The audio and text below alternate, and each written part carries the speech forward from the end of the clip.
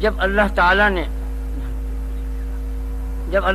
نے آدم علیہ السلام کو اس دنیا میں بھیجا اور جنت سے ان کو روانہ کیا، یوں نہ کہنا چاہیے جنت سے نکالا، یہ بے ادبی کی بات ہے، اس کو منع فرمایا۔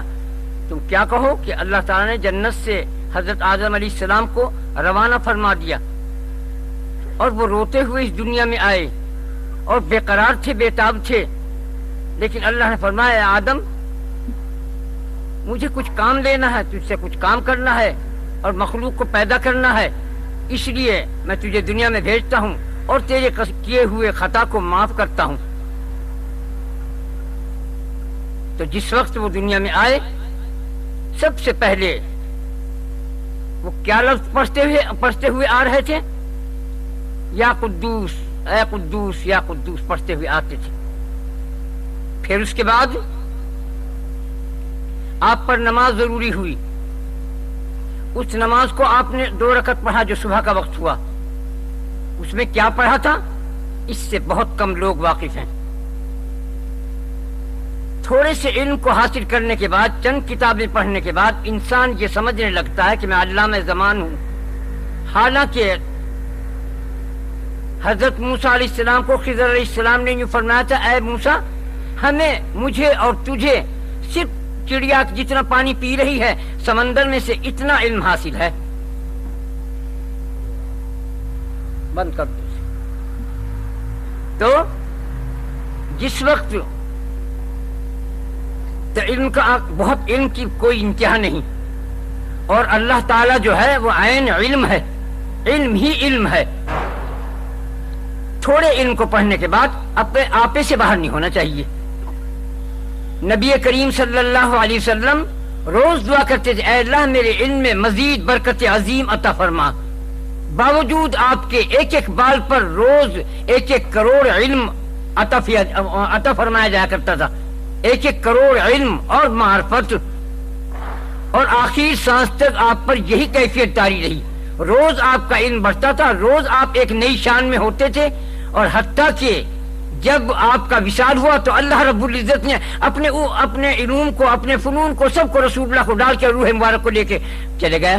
کون؟ خداوند، یعنی اپنے علم میں اپنے حبیب کو پوشیدہ کر لیا، چھپا لیا۔ اس سے کم لوگ واقف ہیں۔ رسول اللہ کا نہ کوئی استاد ہے نہ کوئی امام ہے، رسول اللہ صلی اللہ علیہ وسلم کا استاد خود خدا ہے۔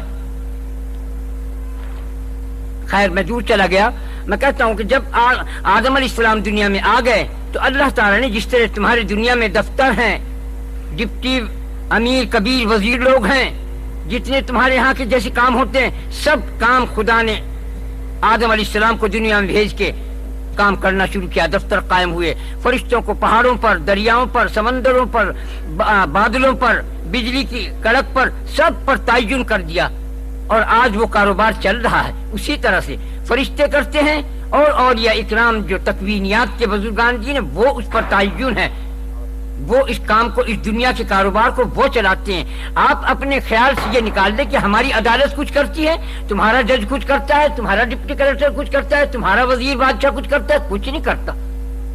جو کچھ کرتا دھرتا ہے اللہ کے فضل و کرم سے، جو ان کے قلب پر الہام ہوتا ہے اولیاء اللہ کے فرشتوں کے ذریعے، خود بھی کیونکہ الہام کا دروازہ تو بند نہیں ہوا، وہی تو بند ہو گئی، اس طرح سے ان پر یہ کام جاری رہے گا قیامت تک۔ یہ کب جاری کیا؟ جب آدم کو بھیج دیا۔ وہ قدوس قدوس پڑھتے تھے۔ آج کی جو یہ رات ہے یہ کتنی بڑی رات ہے آپ نہیں جانتے، بہت برگزیدہ، بڑی مقدس رات ہے، بڑے کام کی رات ہے، بڑی عبرت کی رات ہے، بڑی خطرناک رات ہے، بڑی زبردست رات ہے۔ یہ اس کے اندر کتنے یہاں بیٹھے، کوئی نہیں جانتا کس کا پتہ آج گر جائے گا موت کا، کوئی نہیں جانتا کتنے لوگ حج کو جائیں گے، کوئی نہیں جانتا کتنے آدمی کیا کام کریں گے، کون سی بیماری میں آئیں گے، کوئی نہیں جانتا کہ آدمی پر اس سال کتنی بارشیں ہوں گی، کتنے زلزلے آئیں گے، کسی کو معلوم نہیں۔ وہ آج اس رات میں، یہ کیوں بہت بڑی رات ہے، اس رات میں صدرۃ منتہا ایک بیری کا درخت ہے جو عرش الہی کے نیچے ہے، اس پر آ کے اللہ رب العزت کا ایک خط، بڑا زبردست کارڈ کہنا چاہیے کہ دفتر کہنا چاہیے کہ بہت بڑا ایک حکم نامہ اس پہ آ جاتا ہے، جبرائیل علیہ السلام اس کو لے آتے ہیں اور جو جس پر تعین ہے فرشتہ اس کے حوالے کرتے ہیں، یہ مرنے والا ہے، یہ حج کرنے والا ہے، یہ کاروبار کرنے والا ہے، یہ فالج ہوگا، یہ فلاں ہوگا، تمام کو الگ کیا جائے گا۔ یہ وہ رات ہے، اس رات میں عبادت کرو، اس رات میں توبہ استغفار کرو، اس رات میں اپنی مغفرت چاہو، درود پڑھو، کلمہ پڑھو۔ درود جتنا پڑھا جائے وہ زیادہ بہتر ہے، کیونکہ درود پڑھنے والا اللہ تعالیٰ کے عرش پر بیٹھنے والا ہے۔ جتنے ذکر اذکار کرنے والے ہیں، جتنے عبادات ریاض سے مجاہدات کرنے والے ہیں، سب عرش کے نیچے بیٹھتے ہیں، لیکن جو درود پڑھنے والا ہے وہ اللہ کے پاس ہم جلیس ہے، قریب ہے۔ جو کام اللہ تعالیٰ فرماتا ہے کہ میں اور میرے فرشتے محمد پر درود بھیجتے ہیں، اے ایمان والو تم بھی بھیجو، تو تم اللہ کے ہم جلیس ہوئے۔ جو خدا کا ہم جلیس ہوتا ہے وہ کبھی بدبخت نہیں ہو سکتا، وہ خوش نصیب ہوا کرتا ہے۔ اب اس کے بعد اس رات میں کیا حکم ہوا؟ نبی کریم صلی اللہ علیہ وسلم کیا پڑھا کرتے تھے؟ یا واسع مغفر ارحم امت، اے اللہ میری امت پر رحم کر اور میری امت کو مغفرت کی وسعت کی انتہا عطا فرما دی، اپنی امت کا اتنا فکر رکھتا۔ یا واسع مغفر یا ارحم امتی، یہ پڑھتے تھے۔ عیسیٰ علیہ السلام کیا پڑھتے تھے؟ صبر سا ابر سا سور سا، یہ عیسیٰ علیہ السلام پڑھتے تھے اس رات میں خصوصاً، ورنہ اٹھتے بیٹھتے اکثر آپ یہ پڑھا کرتے تھے۔ موسیٰ علیہ السلام کیا پڑھا کرتے تھے؟ یا محل خطیہ لہو حتتا فہوا حل حلا حیا رستو ہو ہا، یہ پڑھا کرتے تھے۔ کیا معنی ہے کہ بتاؤں گا نہیں۔ یوسف علیہ السلام کیا پڑھا کرتے تھے؟ یا مولائی یا مولائی، ہر دم ان کے منہ پہ زبان مبارک پر یہی رہتا تھا۔ حضرت یوسف علیہ السلام کی زبان مبارک پر کیا رہتا تھا؟ جو نبی ہیں، احم حمیسا اتمی تمیسا وکان اللہ قوی عزیز، یہ پڑھا کرتے تھے۔ کچھ بتاؤں گا، اس کا معنی سمجھاؤں، بتا رہا ہوں۔ کرشن جی کیونکہ اپنے زمانے کے نبی ہیں، لوگ ان کو ہندو کہتے ہیں، کچھ کہتے ہیں نہیں، زبان سنبھالو۔ حضرت خواجہ معین الدین اجمیری رحمۃ اللہ علیہ فرماتے ہیں وہ پورب کا چاند، وہ گوکل کی جان، وہ مواحد اعظم، وہ خدا کا دوست پیارا کرشن جی مہاراج جو تھے، رام اور لکشمن جو تھے یہ اپنے وقت کے نبی تھے۔ گوتم بدھ جو تھے یہ بھی نبی تھے، یہ یوسف علیہ السلام کے بعد پیدا ہوئے ہیں۔ ایک ان کا بت نکلا تھا، اس کی پیشانی پر لکھا ہوتا ذوالکفل ان کا نام تھا، سنسکرت میں گوتم بدھ کہتے ہیں۔ یہ کیا پڑھا کرتے تھے؟ حضرت کرشن جی مہاراج کیا پڑھتے تھے اس رات میں؟ اوم کلینک شرینک اونک سہنت، یہ پڑھا کرتے تھے۔ عیسیٰ علیہ السلام کیا پڑھتے تھے؟ احم حمیسا اتمی تمیسا وکان اللہ قوی عزیز، کون پڑھتے؟ یوشع علیہ السلام۔ حضرت عیسیٰ علیہ السلام پڑھتے تھے صبر سا ابر سا سور سا۔ یوسف علیہ السلام کیا پڑھتے تھے؟ یا مولائی۔ تمام نبیوں کا ایک کلمہ تھا، یہ مختصر بات کر رہا ہوں ورنہ میں سب بتاتا، وقت تھوڑا ہے۔ تو یہ سب پڑھتے تھے۔ ان کے کیا معنی ہے اسی رات کی کہ یہ رات خطرناک رات ہے، موت کی بھی رات ہے، شاید کہ ہم مر جائیں، شاید کہ اس سال ہماری موت آ جائے، اس لیے یہ سب دعا پڑھتے تھے۔ جو آہمی ہمیشہ پڑھتا ہے اسے دین اور دنیا اور آخرت اور جنت اور دوزخ اور قبر اور حشر اور نشر سب کی خیر خوبیاں عطا فرماتا ہے اللہ تعالیٰ۔ جو شخص یوں پڑھتا ہے، جو شخص پڑھتا ہے یا واسع مغفرہ، تو اللہ تعالیٰ اس کے پورے گناہ معاف کر دیتا ہے، مگر کب؟ یہ بھی کان کھول کے سنو۔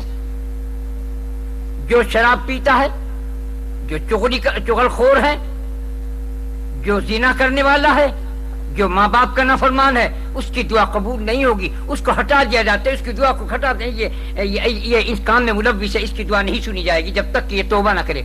اب آپ حضرات سب کتنے موجود ہیں، سب سچے دل سے توبہ کرو۔ اے اللہ ہم ہر گناہ سے توبہ کرتے ہیں، جتنی بھی چیزیں تو ناپسند کا فرماتا ہے، جن کو تو نے گناہ کہا ہے، ہم ہر گناہ سے صغیرہ ہو کبیرہ ہو، بڑے ہو چھوٹے ہو، سب سے ہم توبہ کرتے ہیں۔ اے اللہ کہو آمین یا رب العالمین۔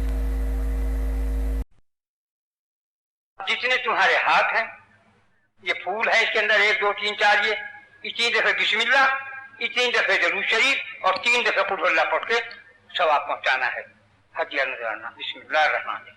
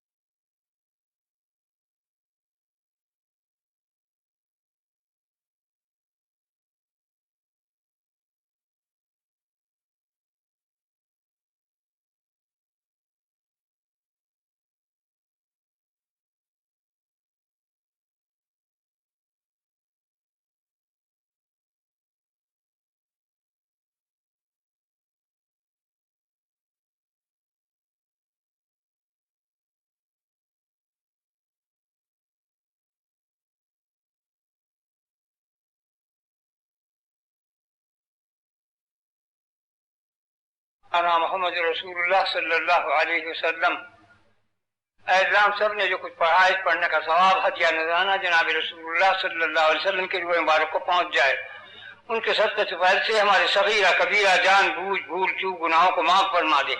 اے اللہ، ہمارے دین میں، ایمان میں، اسلام میں، صحت میں، زندگی میں، رزق میں برکت عظیم عطا فرما۔ اے اللہ، اپنے محمد صلی اللہ علیہ وسلم کی پوری امت دنیا میں جہیز ان کی حفاظت فرما۔ اے اللہ، ہمارے پاکستان کو دشمنوں کی نظروں سے محفوظ فرما دے۔ اے اللہ، ہمارا تیرے سوا کوئی وارث ہے نہ والی ہے، تیرے یار ہے، تو ہی مددگار ہے۔ تو اپنی امان اور اپنی حفاظت میں ہم سب مسلمانوں کو لے جہاں سے جہاں تک بھی ہیں۔ اے اللہ، پر اپنا کرم اور فضل فرما دے اپنے محمد صلی اللہ علیہ وسلم کے صدقہ طفیل میں۔